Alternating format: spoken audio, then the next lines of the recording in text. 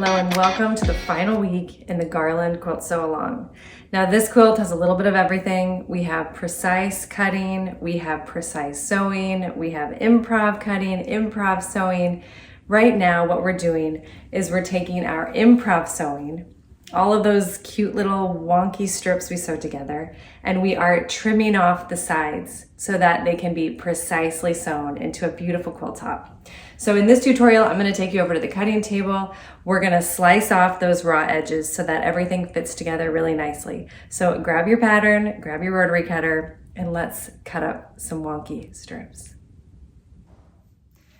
Here we are at the cutting table with our Garland wonky strips.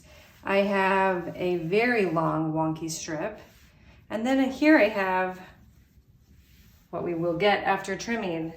It looks still wonky, but you're going to be able to piece it together into a quilt top, which is the goal. So, you know, visually still looks improv-y and quirky, and but you know, technically speaking, it has a very nice, crisp, straight edge. All right, get out of here, strip. Let's talk about how we do this. Okay, we have these raggedy edges. This is my really long strip. I'm making the throw. So this strip needs to be 52 inches. Here we go. I'm going to line this up as well as I can. You're gonna experience some curving, some C-shaped bowing, but you know, just kind of line it up as best you can. I'm going to use my ruler and line it up, the horizontal part, with this fold right here. Okay, I have two rulers. I have my classic 6x24, and I have another one that I really like. It's 8.5 by 24. So it's basically this, just a bit wider. These strips, get out of here, get out of here. All right, these strips need to be 5.5 wide if you're making the throw like me. I think for the baby, maybe you're trimming it down to 4. I'd have to double check with the pattern, which would be cool if I filmed one of these videos with the pattern. Okay, so you'll see why I like to have two rulers, but you don't have to. You can always rotate your mat. I'm getting ahead of myself. Okay, so I just want to double check things. So if you're working with a long strip, you know, you can just give yourself a nice little measure with a measuring tape. Just make sure this is 26. I need 52. 26 times 20 times 2 is 52. So we're good because it's folded in half. Okay, and width-wise, this is a 6-inch wide ruler. I want to trim it down to 5.5, so I know I'm good. If you got to this point and one side is just really veering off and it's just not gonna line up, like you're gonna trim it and it's not gonna catch both sides, you know, just take a breath, do some seam ripping, and just like, you know, we do in figure 8 on page 8, we kind of straighten up our wonky bits. You know, just go ahead and do that with 1 or 2 sections or however many sections you need. You know, it'll take you 10 minutes or so just to cut that extra fabric, you know, straighten things out, and this will work better for you. Okay, so I'm gonna make that first cut. I'm gonna cut away from myself. Here we go. I need 5.5. So I'm good. Like I did before, I just want to double check I'm catching everything. I'm catching both sides.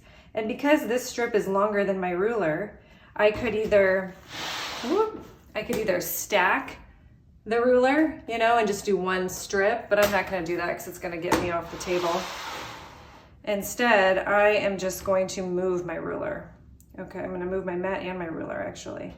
As much as possible, I don't want to move the fabric on my mat, because every time you move fabric on your mat, you run the risk of moving everything and getting it out of line. All right, safety off. Here we go. Pressure down with my left, cutting with my right. If you're a lefty, just opposite that. I stopped cutting here, even though I have more space on my ruler, because it was getting far enough away from me.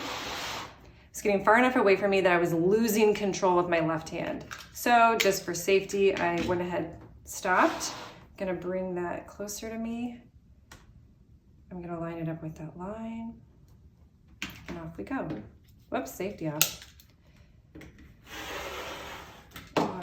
Did I catch both sides? I was running it kind of close on the end. Yeah, I'm good. Okay, get out of here. Alrighty, this is why I have my 2 rulers. Left to my own devices, I might even try to just cut this toward myself. I know, I make people so mad when I say that. But because I'm recording a video and you should definitely do what I say and not what I do, I'm gonna once again line up with the fold 5.5. So I'm just gonna double check. You know, if at any point you're like, what did the pattern say? Was it 6? Was it 5.5? Just give it a little peek. You know, it's always a good thing to be doubly sure. I'm gonna line up this ruler. Click, just like a puzzle. And then I can move this away. And here, safety off, I can continue to cut away from myself. Whoops, I did kind of give you a little bump, didn't I? I'm gonna move this closer again. Oops, here we go. Well, I don't want you to fold. So now I'm kind of lining up with the cut, you know, instead of the fabric. There we go. Okay, get out of here.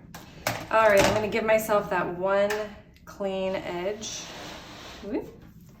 That one clean edge, open you up. Oh, you're already pretty straight. Wow, impressive. I don't want to cut off too much because I think I was pretty close to 52 inches. And that is what I need according to the diagram. All right, so I'm just gonna trim you just an itty bitty bit. And now this strip is good to go. So I'm gonna keep these strips together because they're the same length. And that's how I'm gonna help myself stay organized. Voila.